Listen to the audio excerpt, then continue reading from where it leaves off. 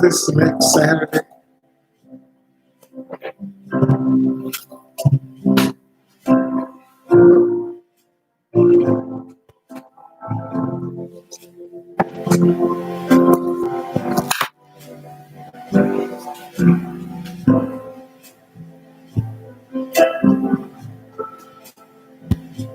It's okay. It's okay.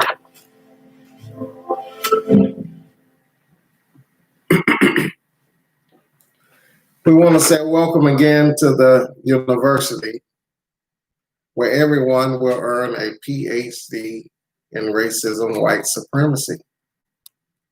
And where there is no big I's or little U's, where we are all are professors and students at the same time, because we are teaching and we are learning.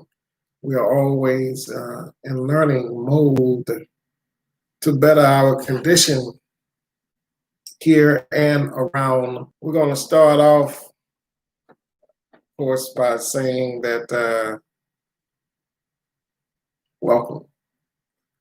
And going to focus on, of course, racism, white supremacy, but the topic will be forgiveness inside of the system of racism, white supremacy. Is that in order? Is forgiveness in order? And we're going to start off by, of course, giving you the definition of racism, white supremacy. And we're going to tell you exactly how it works, how it moves. And we're going to tell you, some people call them solutions, exercises in Black mental health, countermeasures to the system of racism, white supremacy. Here at the university, we simply call them steps towards freedom. So we're going to start off, of course, by saying the definition. So get your pen and paper out. Come on in. The water is most definitely warm. So we start by saying racism, white supremacy is a worldwide system of domination. This is the definition. For the genetic survival of those people that are classified as white. It has patterns of control in speech, thought, system formation, action, and emotional response. It operates in 11, I believe that's the correct number, it was 10, 11 areas of human activity. Most of these areas, Mr. Neely Fuller had defined them way back in 1953. That's where we take our lessons from. Mr. Neely Fuller, Dr. Francis Cress Welsing, and Imam W.D. Muhammad. But here are the steps towards freedom. Here are the areas that the racism, white supremacy operates in. Education, economics, entertainment, labor, law, politics, religion, sex, war, and health. That's 10. You didn't get it, we're going to do it again. Economics, education, entertainment, labor, law, politics, religion, sex, war, and health. For the ultimate goal of the survival of the genetic material of those people that classify themselves as white. That's the definition. That's exactly how it moves. It moves in those areas that we name. It has patterns and control in speech, thought, language, system formation, action, and emotional response. It is a worldwide system of domination for the genetic survival of those people that classify themselves as white. So now you know what racism, white supremacy is. You know how it works. We're also going to tell you in a couple of moments, excuse me, we're going to tell you in a couple of moments the steps towards freedom, but we're going to get right into the subject matter. The subject matter at hand is forgiveness. Forgiveness inside that system of racism, white supremacy. Now, of course, last week, I believe that was last week, the days are running into each other. We saw, most of us, if not all of us, saw on the video of Brother George getting suffocated. Now, the question will arise, should we forgive that officer or those officers? I imagine there are some people that's already saying that. You recall when Jotham Bond was slaughtered, his family said that they forgave the officer who did that. When the brother was shot in the back in South Carolina, North Charleston, his name was Walter Scott. His mother said she forgave the officer. In the same city, most of us don't know this. This happened in the same city where the 12 people were shot. 12 black people were shot by Dylan Roof. 9 of them passed. The families immediately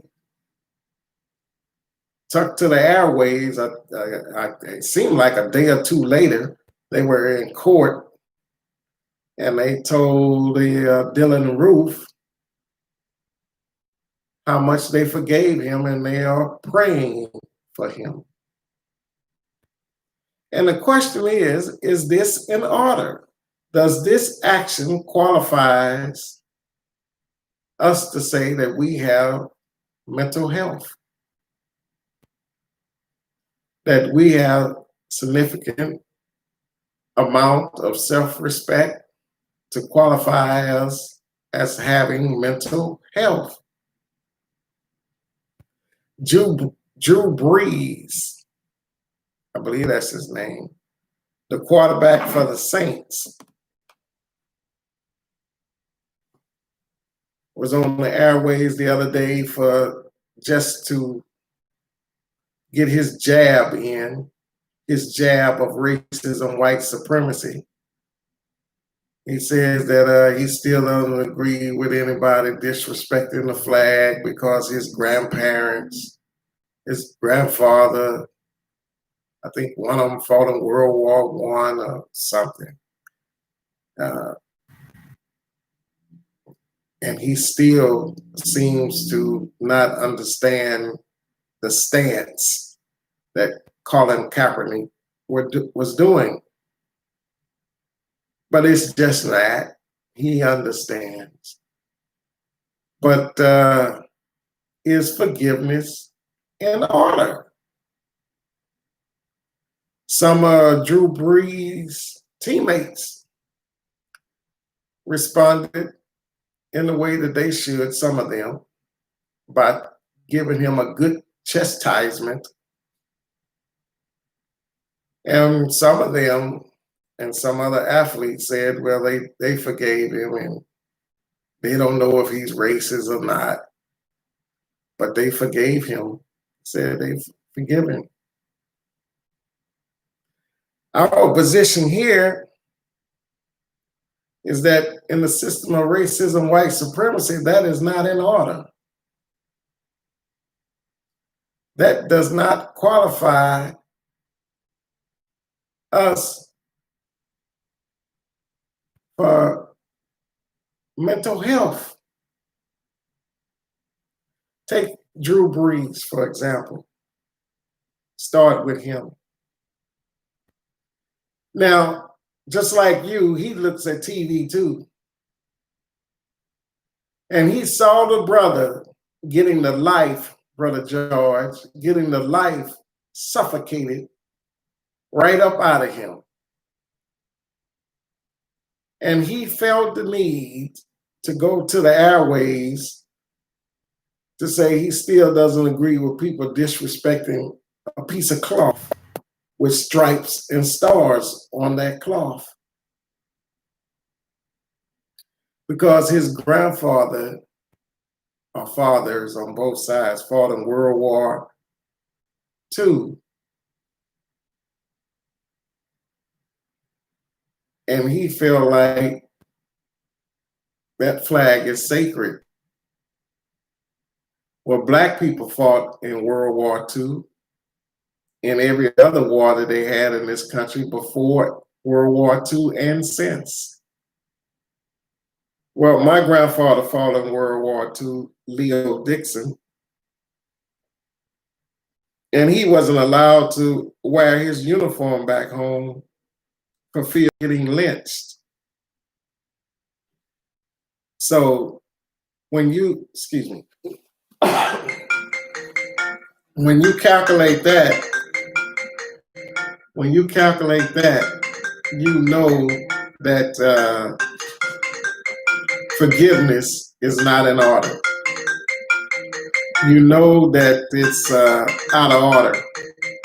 And you know when we say that, like a whole line of phone is ringing. Like when we say, yes, we forgive Dylan Roof. Know that that does not qualify us to have mental health. Because when somebody does something to you horrific like that, beat you up and down the street, in his case, he shot 9 and executed him.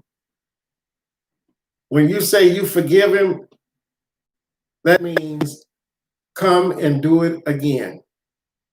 When we tell Drew Brees we forgive him, that means do it again. When we tell that officer that shot Walter Scott to forgive him, that means do it again. And we should not be saying that. Our self-respect level, when we say that, the self-respect level has been totally destroyed, totally wiped out. Because it just simply means do it again. And from that, I hear Black people say, now they just witnessed a murder. Because, well, let me say this first. The reason why we take that stance, because Black people are seeing Black men murdered every other day on the TV. And once the murders start, they go like one behind the other, 3 and 4 at a time. This is what happened. And when we witness that, this has an effect on our psyche, our mind, our soul, even our very soul. This has an effect on us. So we should not be in it. Every time we say we forgive them, like we first stated, that destroys our self-respect level. Once our self-respect level has been destroyed, anything can happen. Our courage level will be destroyed. We won't have the courage, because if you don't have any self-respect, you don't have any courage. So anything could happen at this point. Absolutely anything. So we have people,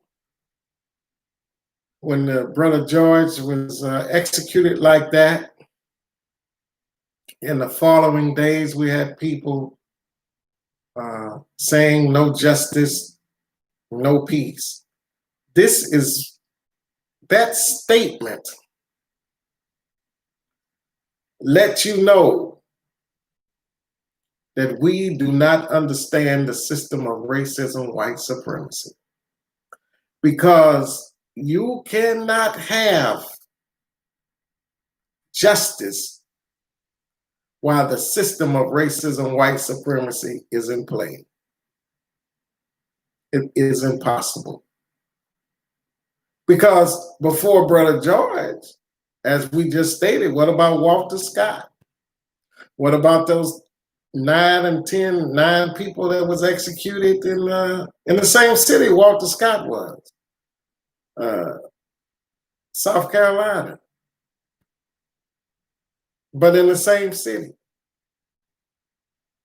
same state, same city, North Charleston. And he was running from the police, he being Walter Scott. Let's talk about justice. Walter Scott, for some reason, started running from the police. Fear, that's the reason, fear. And the guy chased him and shot him about 6 times in the back. Now, just suppose Dylan Roof went in the church. Walter Scott didn't have no gun, didn't shoot nobody. Just running from the police for whatever reason. Dylan Roof went in there and killed 9. When the policemen caught up with him, they did not beat him. They did not shoot him.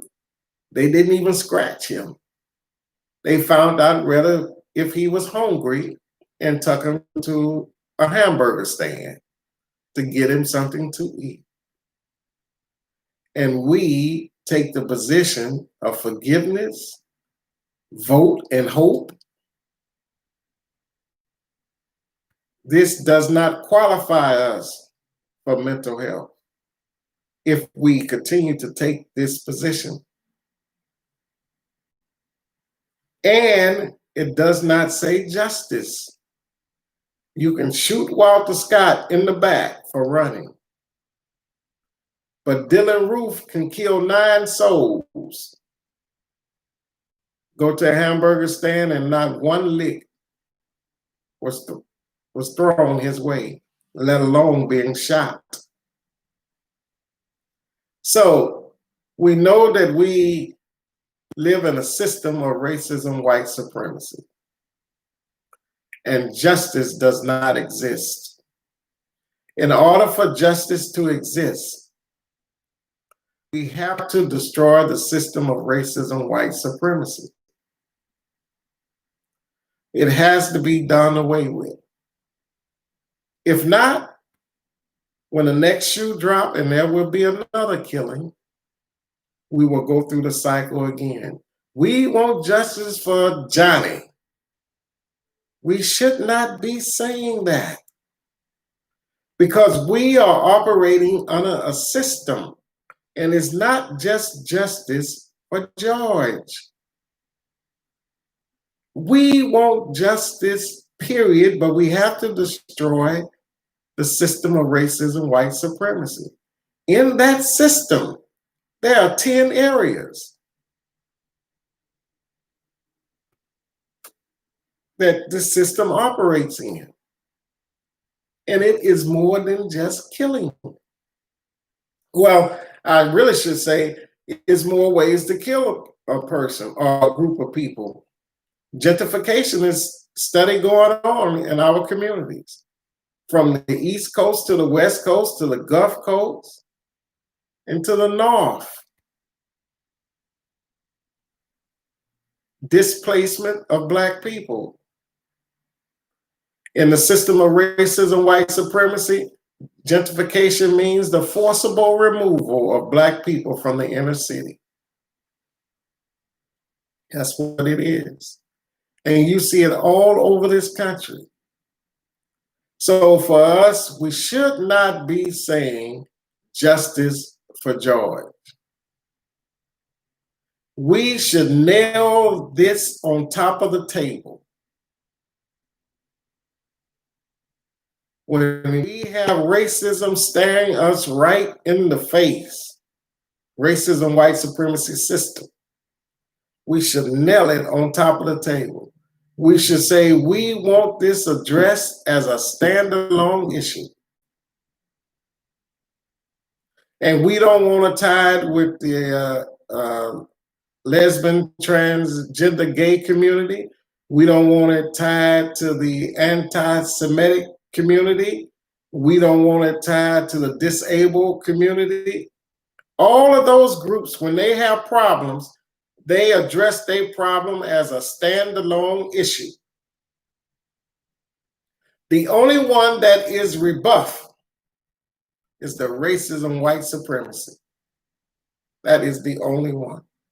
If you go out here and assault a person of Semitic heritage and of the Jewish religion, it's going to be a standalone issue. They're going to call you anti-Semitic. They are not going to tie that to racism, white supremacy. Although it may mean the same, but they ain't going to tie it to that. We should demand that. We should demand that out of Joe Biden, since he wanted to be president.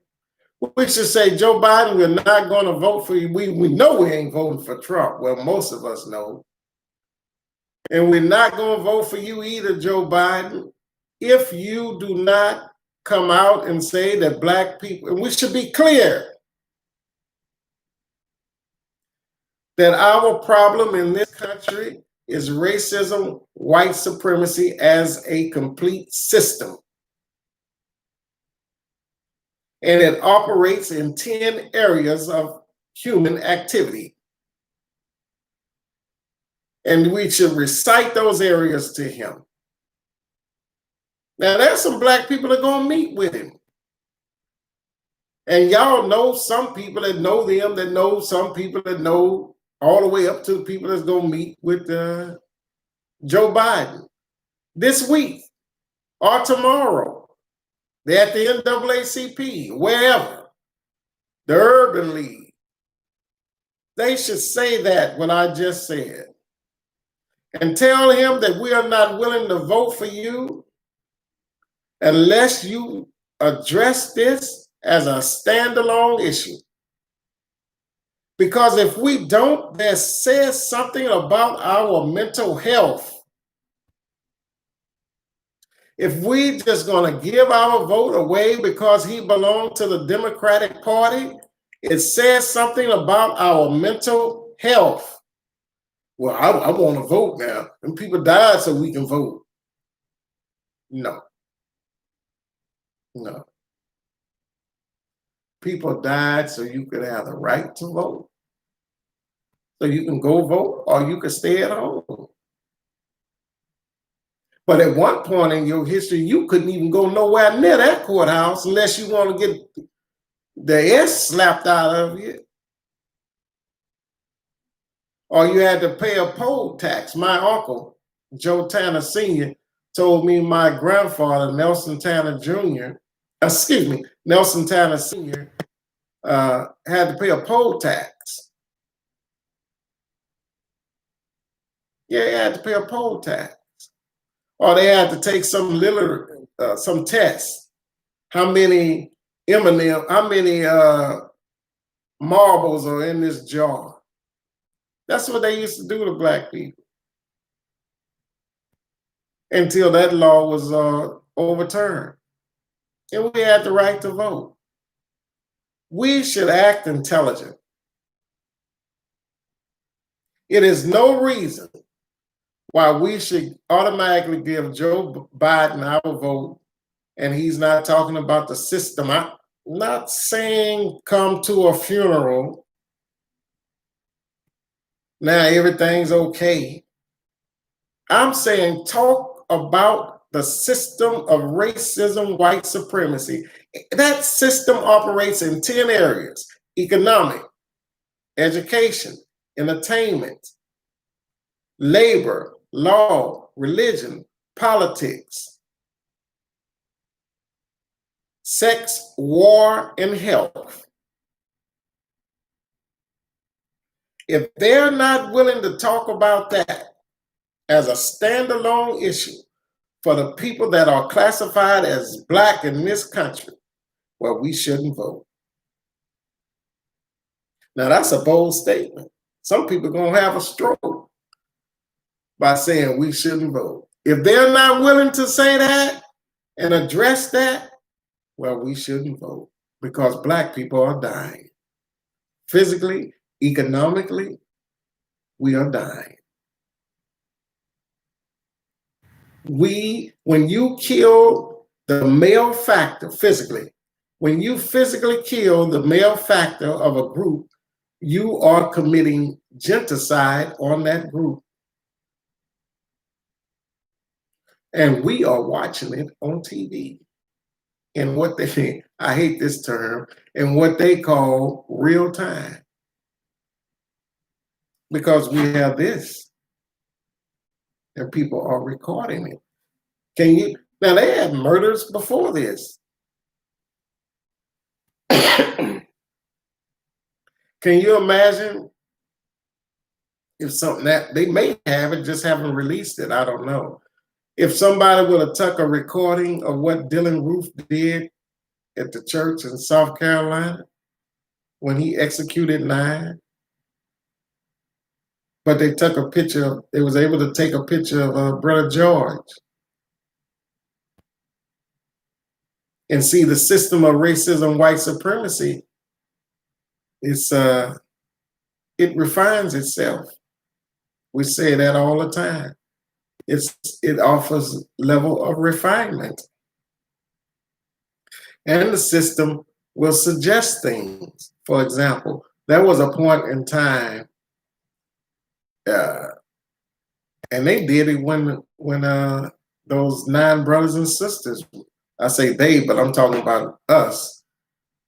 We did it when the 9 brothers and sisters were slaughtered in South Carolina, join hands and go like this. And guess what we were saying? We shall overcome. Yeah. Something we did almost 60 years ago. But the system does not suggest that now. See, we got to be thinking, man. We got to be thinking. This is what the system suggests now. And you've seen it. You just don't recognize it. But it'll come to you once I tell it to you.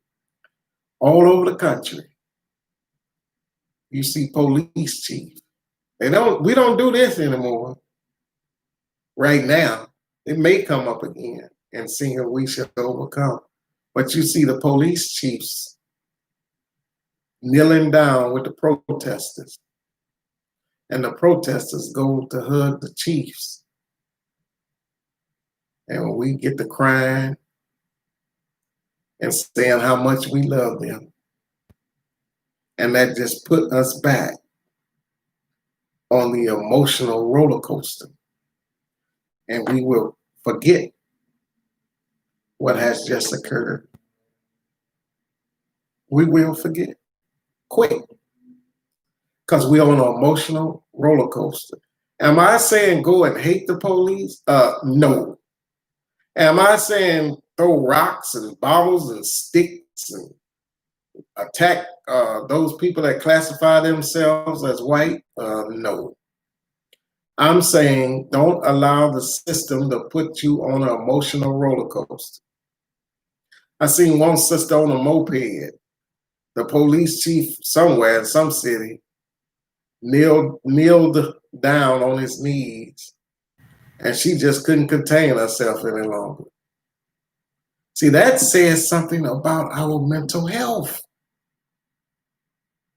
We don't qualify for mental health when we do things like that, or when we say things like this. Oh, it's getting better. It's not bad as it used to be. What? What period are you talking about? I see people being attacked by police. They were protesting. They was attacked. Some of the journalists was attacked from around the world. But right here in the United States, people had smoke bombs and concussion grenades, and rubber bullets shot at them so the president can go across the street and hold up a Bible backwards and upside down.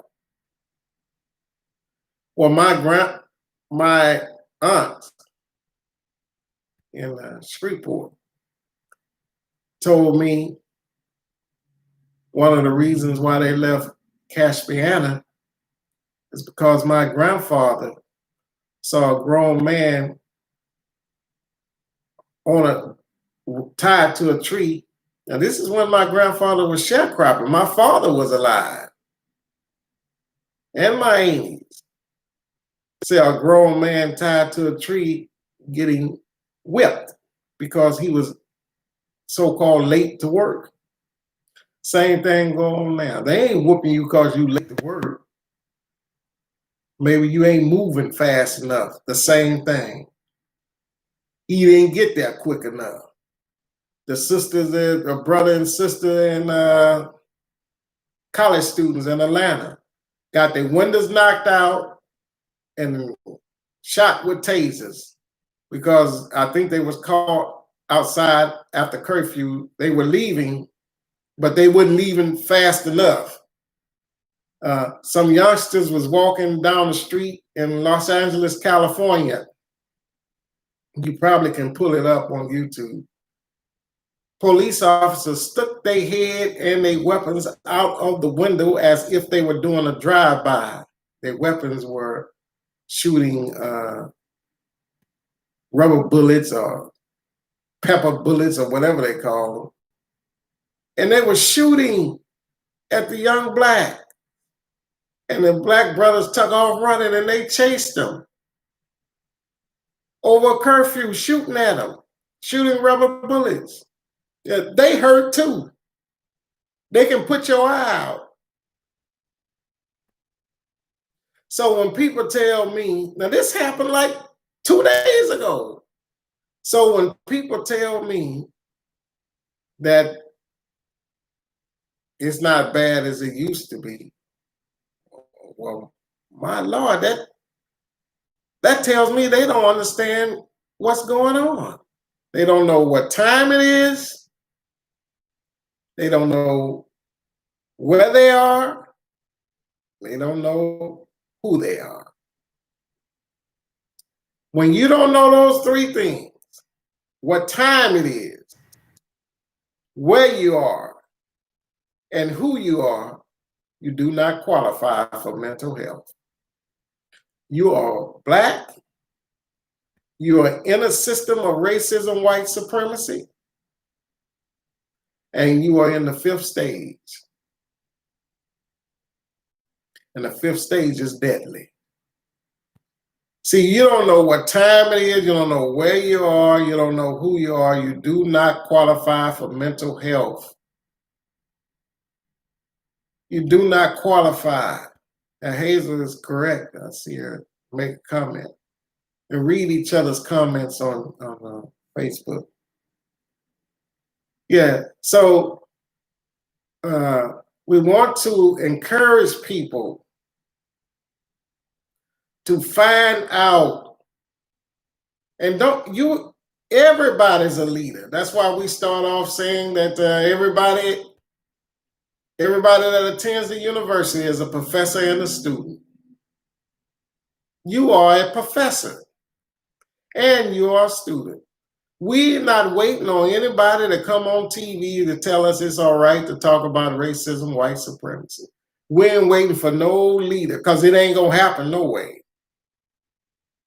But at the same time, we have made some strides. I say we, but I'm talking about those who spoke before us. Mr. Lilly Fuller and Dr. Francis Cress Welsing, Dr. Carl Hutchinson, who helped develop the book with Mr. Lilly Fuller, Imam W.D. Muhammad.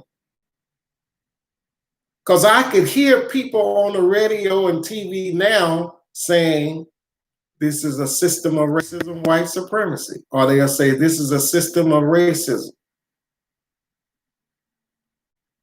We can hear them now. And we're going to continue to say it. And we're going to continue to make demands.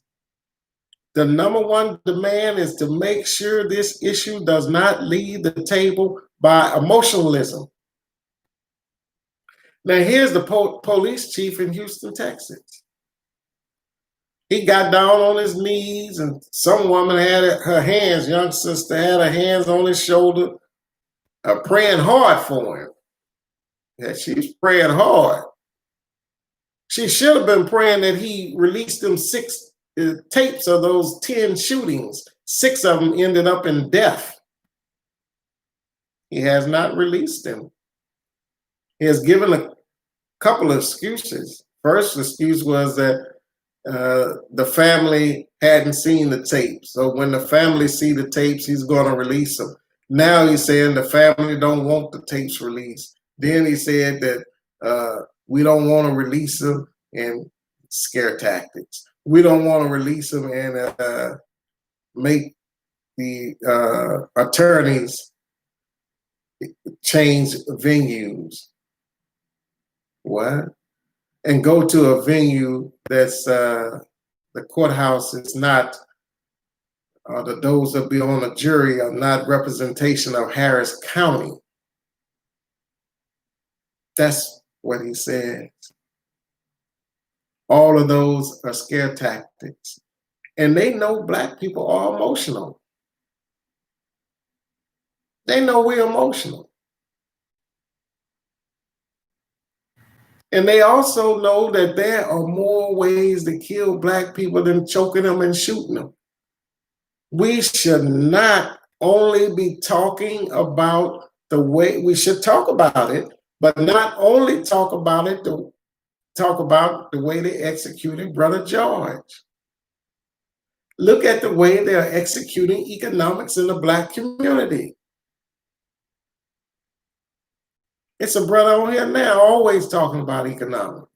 He posts on Facebook about economics. He get about 1 or 2 if I'm on there. He'll get 2 comments. And then you look over on Facebook and you'll see a brother rapping with some sisters behind him, naked as the day they came here. They got 1,200 likes and 5,000 views. And here he is, Rayford's talking about economics. There are more ways, more things that we should add to that killing. And we should say loudly, without any hesitation, this is a system of racism, white supremacy. We're not just talking about police killings. We're talking about economics also. We're talking about education. And name the rest of them, those 10 areas. Now you can drive down any street, drive down Wheeler Street tomorrow, a Monday. I drove by there, I think Friday. Before Friday, I used to drive by there because they're building a church. Before Friday, I used to drive by there and just to see how many black people were on the job. I didn't see any. But Friday, I drove by there. Out of all the men out there, I think I seen 2 or 3 black people. They could have been just dark-skinned and Hispanic. But I know it was no more than 3. It's economics. But it just doesn't apply to Willa. It applies to every economic situation that we come across. It's hard for us to get loans. See, if we're not willing, if the NAACP, because as an individual, we're going to speak out, and we probably never will get to Joe Biden. But I know those leaders at the NAACP and the Urban League and other pastors and whoever, special ministers and TV evangelists. I know they're going to get a chance to speak to him because that's who politicians come to. NAACP, Urban League, and special preachers.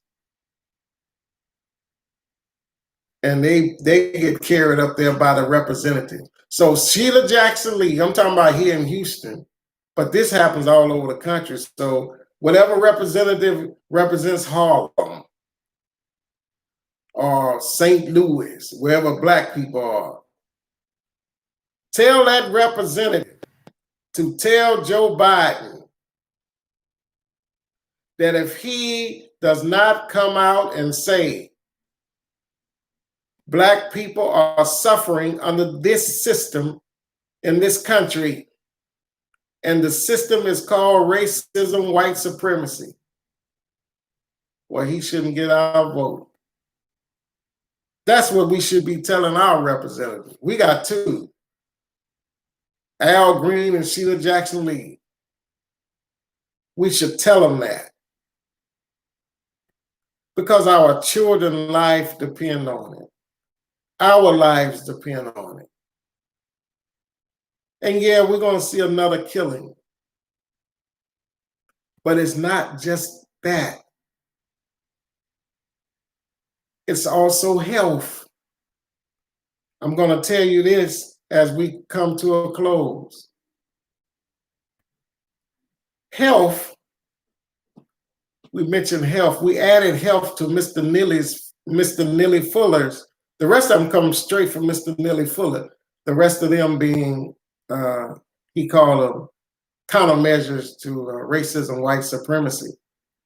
Health is an area that racism, white supremacy operates in. Health. We'll be even more succinct. Giving birth. Now, I know some of you looking at me like, what? What baby? I was going to tell you one of the names they call me, baby brother. What baby brother or junior talking about? Or whatever y'all want to call me. That health, giving birth in particular. They got a thing called a C-section. All of you know what a C-section is. They push black women to have C-sections because it's more and it's dangerous. The mortality rate is extremely high. But this is how they determine. Now, black women, for as long as I've been here, had hips, strong hips. Black men like women with hips. Well, they used to. Except, yeah, well, anyway, with hips, because our women have hips. But black women what they say about black women in the medical industry in terms of having babies, their hips are not strong enough to deliver a baby. So they push C-section. This is a fact. This is in a medical journals. They derived that from a skeleton. They said, look at the skeleton. The skeleton could have been white from a white person, but they just contributed to a black person because of the system of racism, white supremacy. So when she has the baby in the C-section, and she has the baby, the next time they get pregnant, they say, well, we want to have a vaginal birth. The doctor gets something they call a V as in vase back computer, they say. And they'll put in the computer, say, how old are you? Lady might say she's 32. How much you weigh? X a number of pounds. How tall are you? X a number of height. Of course, your race, black. They do the same thing with a white person. How tall are you? Are you? Weight, height, race, white. Why, when they put in the black, her numbers go down of being successful? Because you are in a system, being successful, telling them that, hey, this person should not have a vaginal birth according to these numbers from this VBAC computer. They still doing that to this day. And we say, we want justice for George. We don't want justice for just George. We want the system of racism, white supremacy, turned on its head, done away with, and replace it with a system of justice. What is this system of justice? Where no one is mistreated. No one, white, black, no one. And those who need the most help will get the most help. That is justice. If they ain't saying that, I don't care who they are. Al Sharpton, Sheila Jackson Lee, President Barack Obama, whoever. If they are not saying that, they are thoroughly confused and they are confusing you. So we want you to continue to read, continue to study, because you got a long fight on your hand. Here are some of the stops as we close. We're just going to mention a couple of them. Stop smoking. Stop drinking. Stop selling. These are stops or countermeasures to the system. Steps towards freedom. Stop smoking. Stop drinking. Stop selling drugs. Stop using drugs. Stop snitching. Snitching only means reporting someone to authorities for your own political and personal gain. Authorities could be CIA all the way down to your local block captain. Stop snitching. Stop telling our youngsters that they can have babies and celebrating that, having babies before the woman is 30 and before the male is 35. What are you going to be doing in the meantime? You're going to be going to school. If you qualify to be a doctor, you're going to be a doctor. You're going to be a lawyer. If you qualify to be a mechanic, you're going to be a master mechanic. Got one or two more. Stop saying that racism, white supremacy, does not exist as a system, because it does exist. And the denial of that existence is essential to the maintenance of that system. I'm going to say it again. The denial of that will only help the system. That's it, brothers and sisters. We want you. Oh, we won't be here on the 13th. I don't know when his services are. The pastor at Holman Street, great man of God, and we don't want y'all to forget him in your prayers. But we won't be here on the 13th. I believe we will return on the 20th. Yes, we will return on the 20th. So don't look for us next week. Your homework assignment is to review those other tapes that we have made. Don't forget to hit the share button on YouTube. If you have not subscribed, please subscribe. Hit the share button, hit the like button, get the word out there. Now, pay attention to the media because you can hear what we have been discussing on there. Now, we want you to listen to a prayer that Brother Reverend Brian put out the other day at the memorial service. And got some difficult time here. Merciful Master, good and gracious God, merciful Master, walk with us while we run this race. Speak to us as we lift our voice. Use become fists. Change our hearts so that our rage will shift to rehabilitation. Convict the country so it can finally be the land of the free and the home of the brave.